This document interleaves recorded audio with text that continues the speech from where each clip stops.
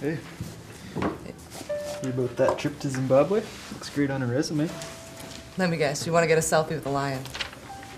Yeah, that's a little beyond my budget. Good morning, everyone. On Monday, we watched the movie The Tipping Point, and today we'll begin our class with a Think, Pair, Share question. Now, let's get into groups of 3 or 4.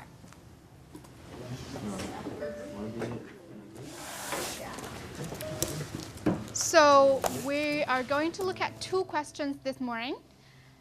Question 1, is it justifiable for the oil sands to continue? And number 2, what should the people who are living there do? I really resent Canada for what they're doing to the environment. There's no other species that destroys this planet like us humans. We're like a virus. I know, I think it's really sad. I can't speak on behalf of Winona, but I really don't consider myself as a part of the we.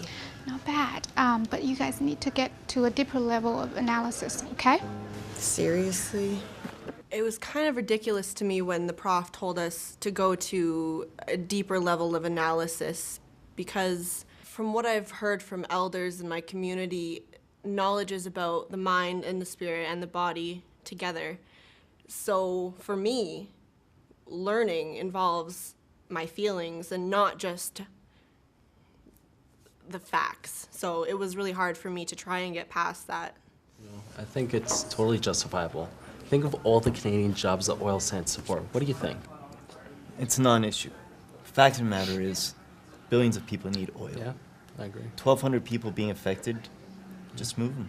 Yeah, let's just move them. Again? Okay, let's take this up as a group. And what were you guys saying here?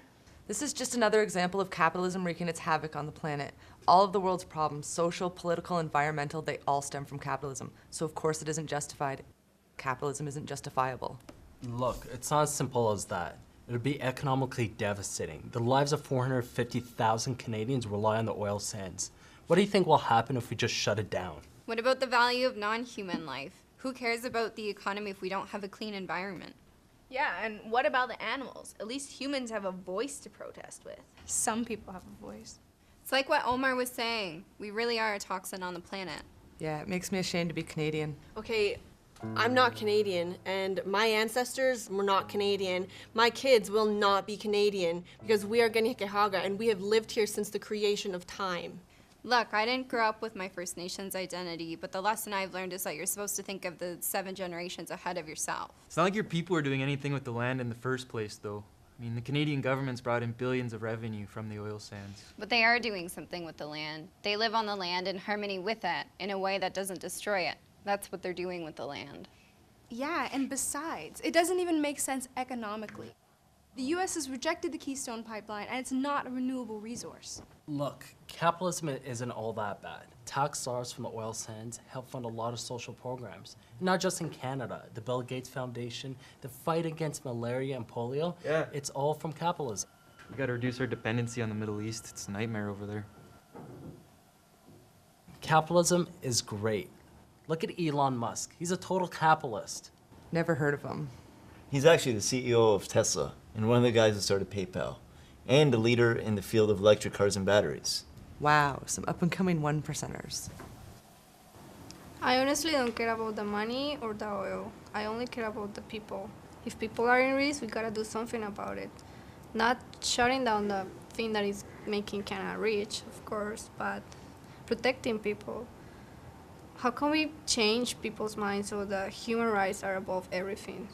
I mean, in Venezuela, after the Hugo Chavez thing, they start saying, let them, feed them oil. Feed who oil? Okay, now we heard a lot about what do you think about whether it's justifiable. Let's move on to the second question. So what should the people who are living there do? Just move. Yeah, go to Fort Mac, get a job. Maybe the government can help them. In my country, we have a lot of refugees because of rebel groups. Like cartels? I know, not like that. Not everything is about drugs in there, okay? So we have a lot of rebel groups, and they start killing everyone for no reason. So people had to leave their land, and the government gave them homes. Maybe that can be an option. Move them where? We're the occupiers. What do you think? I felt really taken aback when Yasmin asked me what I thought about a very specific question that doesn't even affect myself. I thought she knew how to be a good ally, and that was not being a good ally. Okay, so now we have to speak on behalf of all Indigenous people in Canada. First of all, she's Ojibwe and I'm Mohawk, and the tar sands are thousands of kilometers away. We're separated by hundreds of Indigenous communities. Like, do you speak on behalf of all white people in Canada? After I targeted Winona in class today, I felt absolutely devastated. We've had many sorts of conversations like that before, and they were really interesting and deep, and we really connected over them. And so I guess I just didn't think about the fact that we were in a totally different context in a classroom. And so it was very instinctive for me to turn and ask her opinion. But then I realized that I'd made a terrible mistake in doing so. And I feel so embarrassed, and I don't know how she thinks about me right now.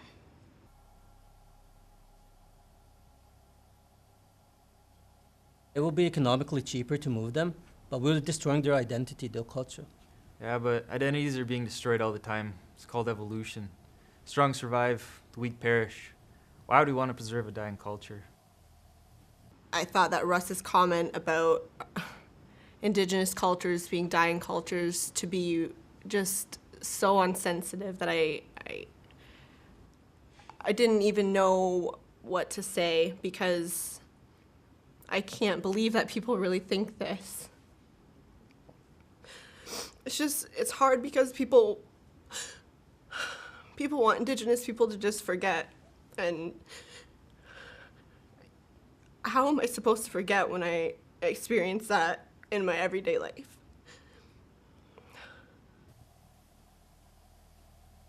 We have to stop the tar sands. It's disgusting, and I feel like we're raping the earth, and yet we depend on the earth. There's going to be more climate change and water wars. It's going to become irreversible, so why isn't that the issue?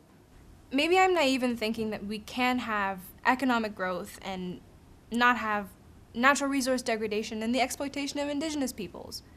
And maybe the problem is that there isn't enough Aboriginals in power, and you'd think that there would be more of them because education is free for them, right? Okay, education is not free. We pay plenty of taxes, and we pay for our gas. Why does this issue come up every single time we talk about Indigenous anything? I honestly thought it was free. Well, you're wrong. That moment when I realized that I was wrong about education being free for Indigenous people, I felt like I had failed in that moment. Like I was meaning to be a defense. I was meaning to align myself. And then I just blundered. It was terrible. I was so embarrassed.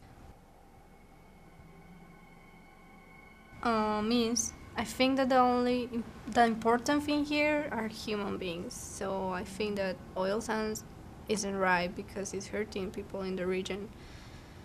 When I first came to Canada, I thought there weren't conflicts at all here. I mean, it's a multicultural country, right? But now that I know the Alberta thing... Yeah, a lot of international students think that. I'm not an international student anymore. I'm Canadian now. I forget who said it in a movie, but he was right on. It's not until this problem starts affecting white people that anything's gonna be done about it. Right now, it's not affecting any white people, so nothing's being done. Once it finally does start hurting us, that's when we'll start changing things. What's the matter with being white anyways? Let me write him a list.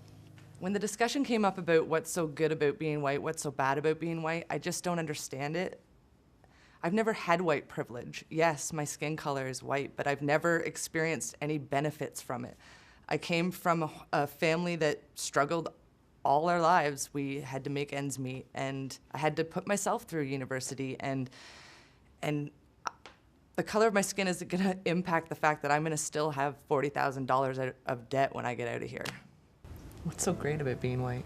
Racism in Canada? In my home country, people don't talk about race. Race is really a hard issue, and it can be solved within such a short amount of time. Zach. Oh, Zach, multiculturalism is a fallacy. It's window dressing covering up a continued legacy of prejudice and racism in Canada. And it's not the kind that's open, you know, it's in the little things. It's, you know, we're Canadian and we're nice, and people talk about truth and reconciliation, but there's no reconciliation without truth. And the truth is, post-racial America does not exist. Oh, come on. Do we have to talk about this? Going back to the oil sands, No, hang on a minute. Seriously, color doesn't matter in Canada. Got Naheed Nenshi, Calgary's mayor, Harjit Sajjan, the defense minister, both from the South Asian community. So today in class, when the issue of race came up, I really didn't understand it. I still don't understand why color matters in Canada, or why people think that it matters. I treat everyone the same. If that's not enough for you, we've got a Chinese professor right here. Yeah, that's my point exactly. She's not just a professor, she's a Chinese professor. okay, folks, we're really getting off topics here. Let's moving back to the oil sands. So I do realize that conversations around those issues need to happen. However, I feel terrified because I don't know where to start, and I'm worried that if I start the conversation,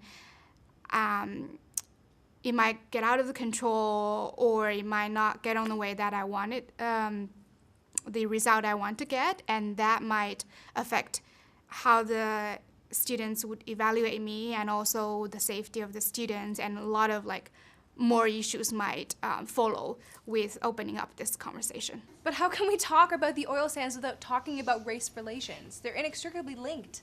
I agree. It seems to me like there are a lot of traditional Indigenous teachings that could benefit the population who happen to be destroying the entire planet. Do they teach you about land pedagogy, Prof?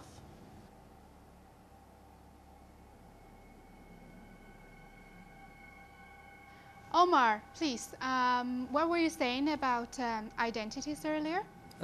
Whose identity? Do you mean the elites I was talking about? I mean, they're the normal people that need the job, the opportunity to make money. This is ridiculous. What I'm talking about? All of this. Should I continue?